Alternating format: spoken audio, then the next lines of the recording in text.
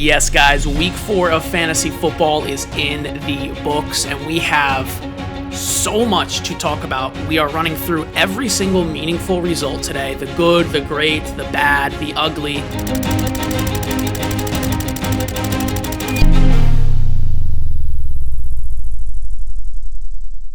We're going to go ahead and transition to the waiver wire. I'm trying to get these waiver wire videos and suggestions out to you guys as early as possible.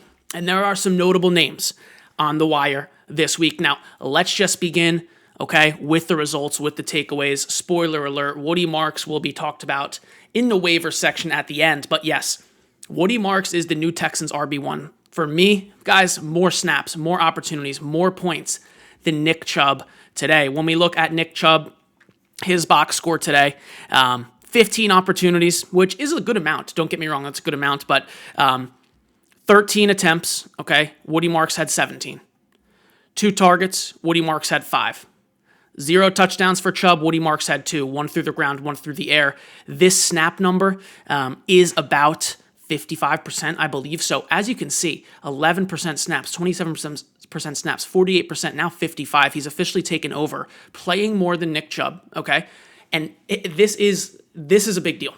This is like the Bucky Irving, in my opinion, of this year. Obviously, we've had some other rookie running backs break out. We'll talk about some of them, maybe even next, okay? But Woody Marks, guys, is a start. He is a flex going forward, and honestly, he could end up being, top 15 guy if this sticks. It doesn't matter that the OL is so bad because he's getting 5 targets, taking him for 50 yards and a touchdown. His whole thing in college, he's one of the best receiving running backs in this draft class, if not the best, honestly, as a pure receiver out of the backfield. So we love Woody Marks, and I might just, listen, I'm going to toot my horn for just one moment here. Here's September 1st, okay? Woody Marks, a deep sleeper. Stash, Woody Marks. More stashes, Woody Marks on September 13th, September 22nd. That was last week, calling out that these snaps have increased, okay? For Woody Marks, here we go again. Stash Woody Marks. So we've been on Woody Marks, and I say that more so not as a victory lap. I say that more so as I'm happy for us that we have been on Woody Marks. It's nice when these things come to fruition, okay? Anyway, moving along, we have Omarion Hampton up next. Now, Omarion Hampton yesterday, hold on, the screen's glitching a little bit. Okay, Hampton yesterday, his second 20-plus point game in a row, guys. And it's looking like genuine, like pure RB1 season here for him. 12 rushes, which maybe we could have had more, but took them for 128 yards, over 10 a carry. 5 targets, caught all 5, 37 yards, got in the end zone, had a monster breakaway run, Derrick Henry-esque, honestly, if I might say so myself. Okay? And if you're a Hampton owner, he's probably your RB2. If he's your RB1, that's fine, but you probably have 2 RB1s on your team, which is fantastic. Speaking of, James Cook, 20 rush touchdowns in his last 19 games, 20-plus points in every game this year. He's remaining a legit RB1 overall contender. I mean, he literally could go finish RB1 overall. Nothing else needs to be said there. Quinshon Judkins, let's discuss him. Another guy that this channel, have been on in the Discord, the No Expert Discord. Join down below where I answer all your questions, optimize your lineups, give you advice on anything you ask me, I answer directly in there. So if you're watching this video and you don't understand something, you disagree with something, you want advice on something, right? I will offer it. As you know, the name of the channel is No Expert Fantasy Football. I do not claim to be an all-knowing, what's the word? Segue into the universe, that's not the word, but into the future, okay? A psychic, where I can tell you who's going to do what for fantasy. No, I don't believe that. But I feel like, I create so much content and enjoy this so much that I might have an educated opinion. And if you want my advice, you can have it. Okay? So, Quinshon Judkins yesterday. We've been on Judkins since, goodness gracious, since draft season. And it's very nice to see it paying off. 25 opportunities, 20-plus points. And this is at Detroit. Like, this is not an easy matchup. A lot of people see the final scores and they're like, oh, Detroit, easy. Dude, it's not easy to go into Detroit and do well. Caleb Williams got killed at Detroit. Everyone, gave him crap for it. And then the week before, he played the Vikings and did well. Like, at Detroit is a very hard matchup for any offense. It just is. It really is. They're going to force turnovers. It's going to be hectic. It's tough. With all that said, Judkins, almost 4 yards a carry, got in on the end zone, goal line carry over, or had 25 opportunities. It's a top 12 running back. It is a top 12 running back. Judkins is a top 12 running back rest of season. Okay, I'm glad we addressed that. I got to be careful playing these videos on the left because I don't want to get copyrighted. Hold on. Okay. Now, you know what I'm actually going to do, guys? I'm going to adjust my screen real quick. So just give me 1 sec so I can kind of zoom in a little more. Okay. Yeah, it's like the classic split screen on the laptop that doesn't fit. Okay. We now have Trey Benson is coming up here, so we're kind of going to go back to Thursday night. Now, Trey Benson, I will just say this very simply. He is a trade target. He is an RB2 rest of season. He is literally, honestly, he is James Conner. So if you're not interested in Trey Benson, you must not have been interested in James Conner, okay? He did not do too much in his debut, but the Seahawks defense is insane. He had 13 opportunities. He had over 70% of the rush attempts. So he's the primary rusher. When we look at James Conner, I mean, guys, James Conner in his 2 healthy games did not have 40 rush yards, okay? Did not have 40 rush yards. Only 5 total targets in those 2 games. Benson had 5 in this game. So yes, Benson is taking over some of the pass catching work. He was the primary pass catcher. He's taking over some of it. He's kept that role, I should say, in some extent. He had the most snaps, 55% of snaps. That includes an entire drive he didn't play when they were in the hurry-up offense. And the reason he didn't play in that drive where Dean Mercado was on the field is because Benson is not the running back who's going to play 100% of snaps. He's not. Sorry. He's a good RB2, though. He's in the Chuba Hubbard range. Right exactly where James Conner would be. 5 targets is great. We love that for PPR. Double-digit PPR points against a very hard defense. Well over 4 yards per carry, 4.38, only 8 carries. But again, if you don't like Benson, you don't like James Conner. Okay, now we will look at TreVeyon Henderson. By the way, Benson is an easy buy. People don't like him. You should get him. TreVeyon Henderson. Sorry, last note on Benson. My mind doesn't let me continue unless I say it. He's playing the Titans this week, I believe, off the top of my head. And yeah, he's going to absolutely shred them. Okay, TreVeyon Henderson. So yesterday for Henderson, he absolutely jumped Antonio Gibson on the Pats depth chart, which is nice. He used to be the RB3. Now he's the RB2. Okay, he scored a goal line touchdown. Only 9 opportunities, but 4.5 yards per carry. Got in the end zone, his first regular season touchdown of his career. It's very encouraging. I don't love starting him yet. It's not my favorite thing. Now he plays Buffalo, then New Orleans, then Tennessee. Those are 3 elite matchups. With that said, not an RB2 yet, but it's coming. It is coming. Okay, now we move on to Kendre Miller. Let me just get this going because this is a big one. Spoiler alert, he'll be in the waiver sections, but yes. Kendre Miller, okay, season high in snaps and touches. Yesterday he had 11 touches, all rushes. He was the red zone running back for the Saints. It's a big deal. When they get to the 20, Miller's going in. I believe they played 7 or 8 snaps, and I watched it yesterday, but I kind of forget. But he had 5 or 6 of those, whereas Kamara only had 2 or 3. Miller's the guy in the red zone for them. He is the goal line guy. He almost had 6 yards a carry. He looked really, really good. He was an exciting prospect. Shout out my guy on Twitter, FF Snug. He loves Miller, and Snug is my dynasty goat for these type of things. Miller is an interesting name. Honestly, he really needs to be rostered. Good matchups coming up. I mean, Giants, New England, Chicago, these are good matchups. So yeah, we move on now to Bijan Robinson. We'll just do this very quickly. So this was his second game with 100 receiving yards, guys. I'm pretty sure Puka and Ricky Pearsall are the only receivers to have that right now. 2 games with 100 plus. Now, obviously, last night Sunday Night Football happened, which I don't know if anyone does in those two games or those 2 teams, Packers, Cowboys, and I don't know if it'll happen on Monday night if any of those players already have a 100-yard receiving game, whatever. But my point is, less than 5 receivers is fair to say have 2 100-plus yard games receiving this year, and Bijan Robinson has them. Then you add 17 attempts for a touchdown. This is what we're talking about. This is hype. This is very hype. Okay, this is RB1 overall material, best player in fantasy material for Bijan. So if you have him, you should be very, very happy. We'll move on. And again, I'm just going to kind of look up all these guys in sleepers, look at the box score, talk about them so you guys can kind of skip in the video and stuff. We are adding timestamps now. Shout out Nick, my editor. Shout out you guys for telling me, bro, add timestamps. No one wants to listen to you waffle for 20 minutes. Understood. Point taken, and I'm happy that we can discuss now the players in a fashion that you want. So Amon-Ra St. Brown, we will just discuss very quickly. He might be the best wide receiver in fantasy. It's him or Puka. Of course, as I'm writing this yesterday, I'm watching Puka go drop 40 points.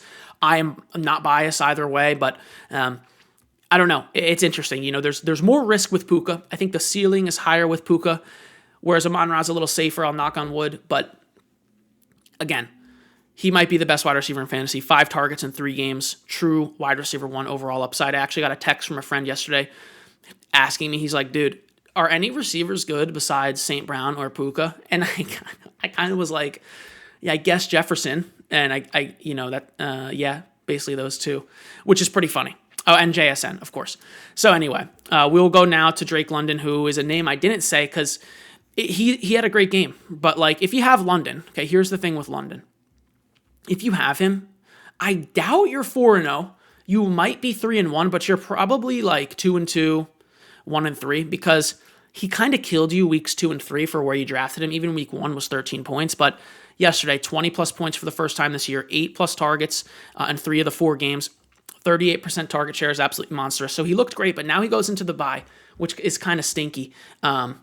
If you have London and you can sell him for wide receiver 1 plus value, I'd probably do that. If you have a winning record, of course, keep him, but you might, like, I think this might be an inconsistent road for him. I think he's going to have very big spike games, but realistically, Penix only threw the ball 26 times yesterday. He has not looked great this season. It might be a get out while I can type of scenario, especially if I'm losing. Go to the 3-1, 4-0 teams, be like, yo, I can't have London on my bench this week because I have a losing record or I'm 500. Take him. He's really good. Look at the 25 points he scored. Okay, word, give me your wide receiver 1 back. Right? Something I would consider doing. Okay. We'll go to Justin Jefferson. Like I said, we're gonna address everyone, even if they're studs. Jefferson, he finally got it rolling yesterday, 11 targets. He can thrive with Wentz. I thought their connection looked really good. Caught 10 of the targets for 126 yards. Hasn't scored since week 1. No concerns here. Plays Cleveland next week. I'm sure he'll have a nice game. Quentin Johnston, and we'll touch on Ladd McConkey here, but yeah, for Quentin Johnston, guys, yeah, so this is the wide receiver 1 for the Chargers, and I'm fine saying that. First round draft capital, year 3 breakout, like this is the guy. Averaging a touchdown per game. He is, season high 13 targets yesterday. Strong wide receiver 2. Whatever you thought Ladd McConkey would be, and I shouldn't say you because I should include myself. Whatever we thought Ladd McConkey should be, this is now Ladd McConkey, and this guy can go deep and win jump balls.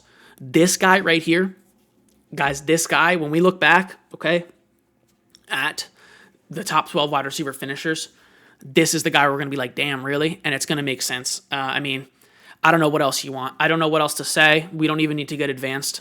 But yeah, 23 fantasy points again yesterday, second game over that mark in PPR. The lowest he scored in PPR is 15 points this year. Like, I mean, I'm looking at matchup proof. We have Denver last week still putting up 15 points. We get Washington, Miami, the Colts, Minnesota. Like, I don't see any stopping. So enjoy this guy, man. And if you can trade for him, I would do it. I mean, if you can send London for Quinton and then like another high-end RB2, high-end wide receiver in there, right? Help the flex out. I'd probably do it, honestly. Okay, so now that that's over, this is we'll move along here. 2, Emeka Egbuka, which, I mean, pretty similar. Was a little worried about Godwin. I feel like they kind of share a similar role, but Godwin came back and season-high targets, another top 10 wide receiver week, over 100 yards for the first time this season, scored 20-plus points, PPR, second time this year. Yeah. This guy is a high-end wide receiver too. Not much else to say. Seriously. Don't care if Evans is there, Godwin is there, McMillan comes back. Don't care. Baker's banged up. Don't care. High-end wide receiver too. Speaking of high-end, I'm not going to say wide receiver 2, but a high-end flex nowadays is Marvin Harrison, right? So it's been pretty bad to start the year, but you can flex him. I shouldn't say high-end. He's a good flex. Best game of the year, 6 catches on 10 targets, got in the end zone, basically started crying when he did. But again, half his games this year have been over 18 points. Twitter and other places are very quick to write players off and whatever. And admittedly, I've done the same sometimes, or vice versa. This player is the best ever, right? I've done the same sometimes. I might have just done it with Quentin Johnston. But realistically, Marvin is a very good player. He is struggling. He has struggled. But he is the wide receiver 1 for Kyler Murray. They tend to be down in a lot of games. You can start him in the flex, especially in PPR. Next up, we're going to go ahead and take this back to Atlanta. Look at Kyle Pitts, get into the tight end position and a little bit into the QB position as well. Okay, so Kyle Pitts, this is heinous to say, but yes, he's usable as a tight end. 5+ targets in his 4th straight game. He scored his first touchdown of the year, 18 fantasy points, hasn't scored below 7.5 PPR points all year. He is certainly usable. In fact, I would trade for him if you're tight end needy. He's on the bye. You can absolutely start him. Now, Jaxson Dart. We'll get into Jaxson Dart now at the QB position. I don't know why I'm being prompted to... Okay. All right. I don't know who that is. For those of you watching, my apologies. Okay. Jaxson Dart made his first start yesterday. Only threw the ball 20 times, a little over 100 yards, and scored through the air. But on the ground, guys, 11.4 fantasy points on the ground alone. It's like RB2, high-end RB3 numbers for this week. On any given week, it's top 30 at the position for running back.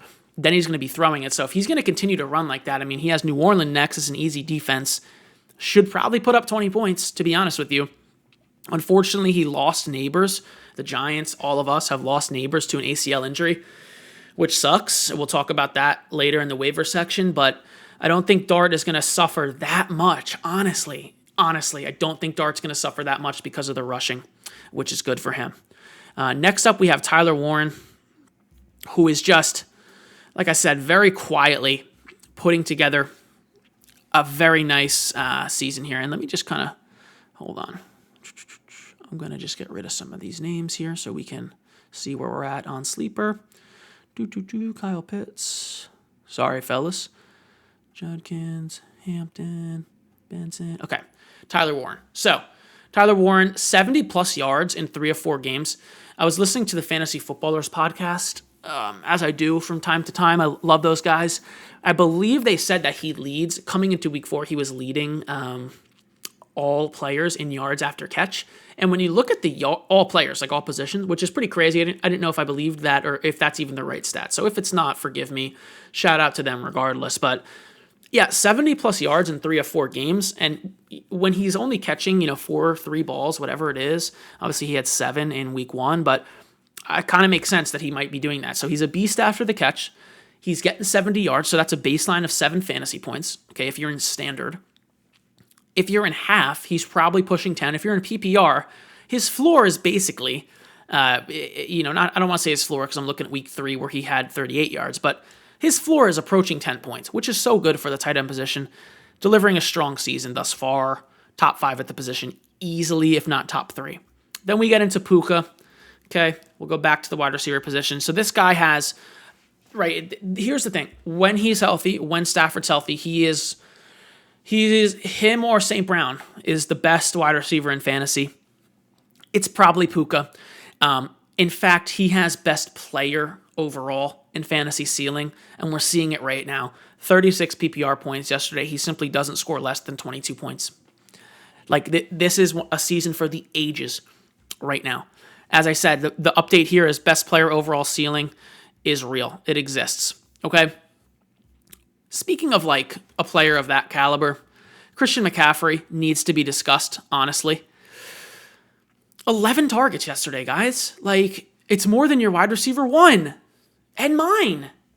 Sorry. But yeah, 11 targets yesterday. He's on pace for 180 plus targets. He's on pace for 130 plus catches. Both of those are season highs. 180 plus targets. Dude. So yeah, he's locked in as a top 5 overall player. It doesn't even need to be said. So long as he's healthy, I mean, like when I do my rest of season rankings, I don't put him RB1. I put him 2 or 3 because, like, I look at a guy like Jahmyr Gibbs, and again, I'll knock on wood. I don't see any risk with Gibbs, really, or Bijan. I think Gibbs is my RB1 because the offense is perfect. He doesn't have like this massive injury risk. Again, I'm knocking on wood, please. right? Like compared to Bijan, Gibbs is in a better offense. Compared to McCaffrey, Gibbs is in a better offense and has less risk. So like those two guys are ahead of McCaffrey for me. Now he's at RB3 rest of season. Then you have guys like James Cook, Jonathan Taylor, who are like dominating. So where do you put McCaffrey rest of season? Among RBs, RB3 or higher for sure. In fact, I might even knock out Bijan and just put McCaffrey there. Needless to say, if he keeps us up, best player in fantasy ceiling, we all knew this. On pace for season highs and things that just I didn't think were possible. Next up, we'll move to Travis Etienne. Okay, and everyone hates on Travis Etienne. You see my new jersey up here.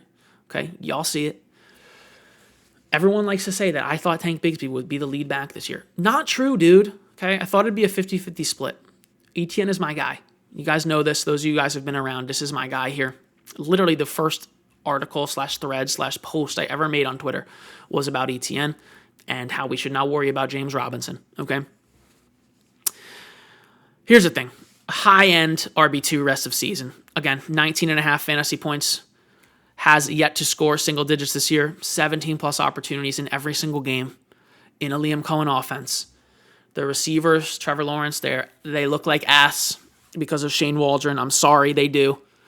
Maybe Brian Thomas Jr. isn't the greatest receiver of all time, right? Fine. I think there's hope for him. I don't think there's much hope for Hunter, even though his role increased and he looked better today. Excuse me, I'm hitting the mic. One thing that's consistent week to week in this offense, in this backfield, is Travis Etienne. You can read about how good Bashal Tutin is. He's good. You can read about how LaQuint Allen is stealing passes.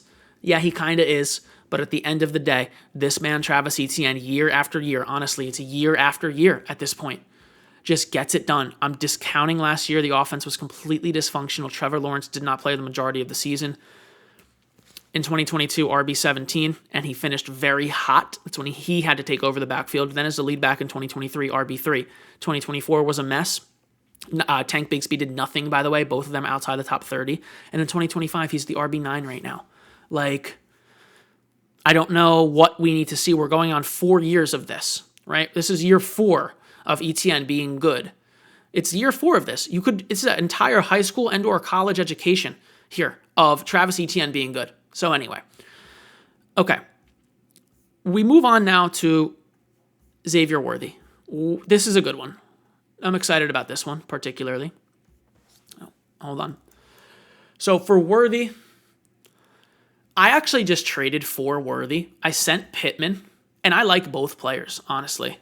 But the thing for me is with Worthy, guys, here's the thing. I will boil this down to one sentence for you, and I spent extensive amounts of time awake in bed, like until like 2 a.m., looking up, just trying to figure out what is going on with Worthy and his injury. Here's the thing. He is injured. Like his shoulder is no bueno.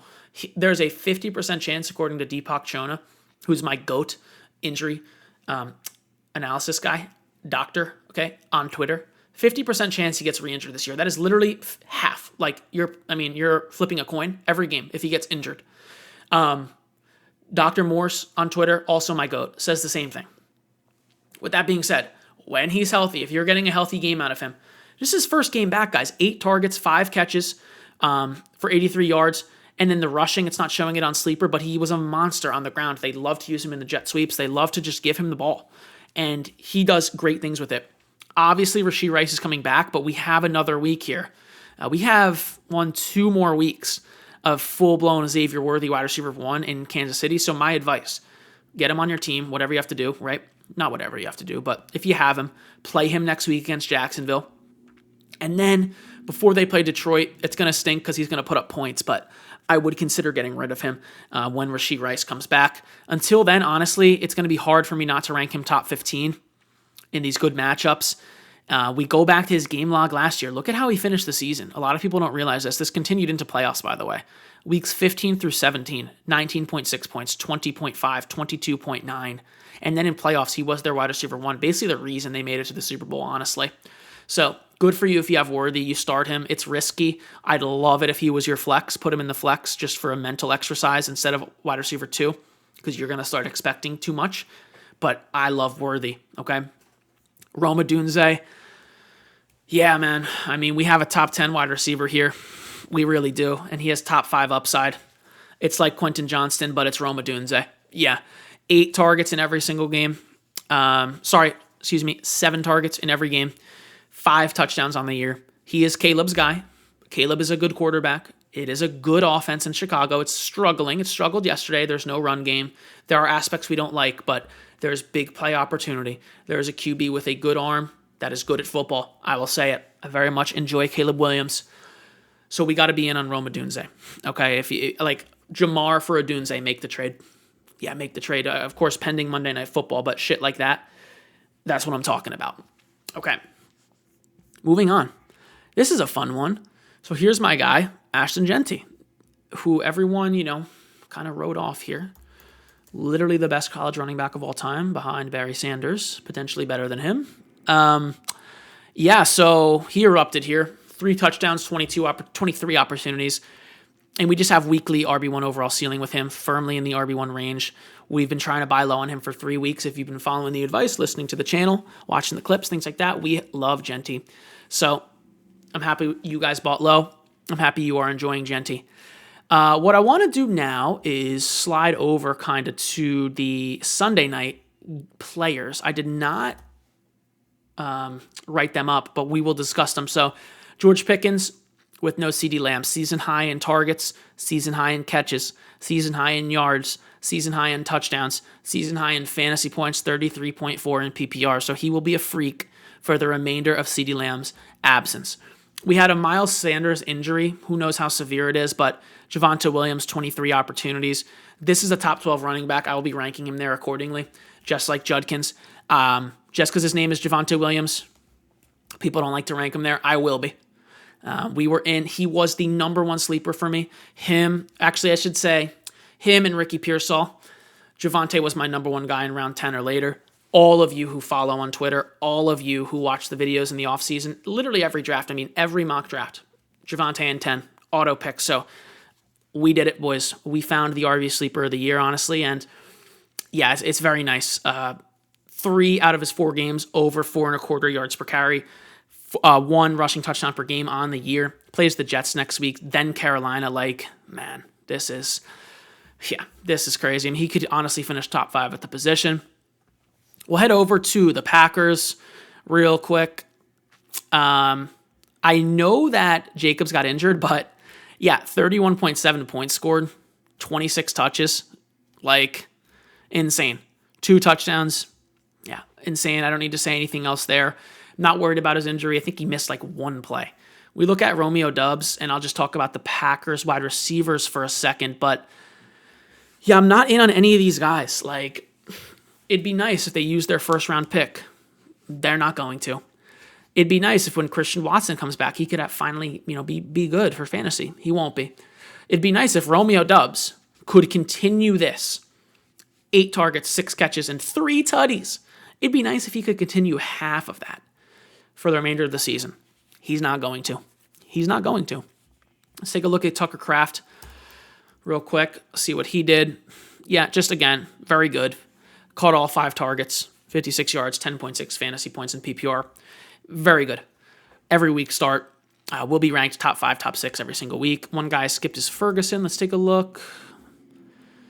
Yeah. All 7 targets caught, 40 yards, 17 PPR points. Again, he is challenging for tight end 1 overall. And according to RotoViz, coming into the week, he was actually underperforming. Yeah, pretty insane. Now, what I'd like to do is jump into the waiver wire players, ladies and gentlemen. So let me begin here. We talked about Woody Marks. He is the priority. If you follow, if you watch, if you listen, he's on your team, which is great. I'd like to talk about Tyjae Spears. I think he's on the waivers in a lot of leagues. We'll look at Tony Pollard. He had a nice game yesterday. 10.6 fantasy points, over 4.5 a carry. The role is just not very valuable. Okay, but what we see from Pollard is that as the season goes on, we'll go back to last year, he kind of fades out a little bit. He begins fading a little bit. He did not play well to close last season. And then week 16, 17, even 18 was basically non-existent. While, Tyjae Spears, on the other hand, was a top 5 running back in fantasy playoffs. Look at this. Weeks 15 through 17, 27.2, 21.6, and 13.3 points. He was top 5. Taylor, Gibbs were like the only guys better. Not only, but a few of the guys better. So the last time we've seen Spears, he was performing as a top 5 running back. And I get that Pollard was out, okay? But he's got to be on the radar. You got to pick him up in your leagues. Kendre Miller, I do think the tide is turning here. I do think Miller is taking over in this backfield. I do think it will be a 50-50 split before we know it, with Kamara dominating the targets. But, the Saints are not dumb. They know Kamara's 30 years old. Okay, they got a new wave coming in here of young players and such, right? Rattler's looking good. It might be Miller's season, okay, to close the year. This might be a backfield that gets taken over. If you have Kamara, obviously you're starting him, but I'd look to move on. Okay, this pains me to say because we loved Caleb Johnson all offseason, but Kenneth Gainwell is, he should be rostered. We don't know how serious the Warren injury is. They have a bye in week 5, and we know that if Warren is out, Gainwell is very good. Now, he can honestly be flexed in PPR in very deep leagues. Obviously, we're looking at 6 points back-to-back, week 1 and 3, but then almost had 10 points in week 3, okay? Really not a bad player. We've always liked Gainwell, like when he was on the Eagles and stuff. We just never got any work. And yesterday, 31.4 fantasy points in arguably his first game ever as a starter. So he should be rostered, especially if you have Warren. No need to roster Caleb Johnson. It's absolute pain. But yeah, okay. We get into Blake Corum, similar to the Kendre Miller discussion, if you will. Season high in rush attempts, season high in targets, 13 opportunities. Kyron Williams is seeing less and less, and it really is approaching like a full split. And Kyron kind of keeps getting it done. Had 10 fantasy points yesterday, which isn't great, but 17 opportunities for Kyron and 13 for Corum. The gap is getting closer every single week. Alec Ayomanor, still don't know if I'm saying his name right. I gotta fix that. Iomanor, I think it's Alec Iomanor. 7 targets yesterday, and I imagine that's more than Ridley. A lot of people might drop him, which is fair. I might tell some of my subscribers to drop him if they need to make room for a Woody Marks, for example, but Ridley only 3 targets yesterday, man. It's over for him. He's probably droppable. With Iomanor, though, 7 targets, and he's just continued to dominate Ridley in that department. He is the clear favorite for Ward. If the offense ever turns it around, he'll be the guy. Jalen Coker, the team needs Jalen Coker. Panthers need him. Bryce Young needs him. Tetairoa McMillan needs him to free up space, and he is a very good player. He's still week to week as of last week, so probably like a week 6 comeback here against Dallas. That's nice. Then the Jets, Buffalo. So some good matchups coming up, but monitor Coker, put him in your IR similar to Tyjae Spears. We mentioned that, Malik Neighbors is out for the year. We have Wandale and we have Darius Slayton. Both must be rostered. Slayton was their leading receiver in week 4. Wandale had 5 targets, 1 more than Slayton. Wandale's a good player. He had a very hot start to the year, has cooled off since. He should be rostered and could be played in PPR. In half, I really like Slayton, but this is really if you're struggling and you need guys to just go in and score. So I like Slayton. I like Wandale. And that's going to do it, guys, for the waiver targets today. So I hope you enjoyed the show. It was a bit of a long episode. We do have timestamps coming. So I hope you enjoyed. Get these players on waivers, guys. Act accordingly. Join the Discord, okay? Join the Discord down below. I answer all questions. Start, sit, waivers, trades. I give bonus content. Players I like, players I don't like. I'm buying, I'm selling. Everything, guys. So join up. Pete.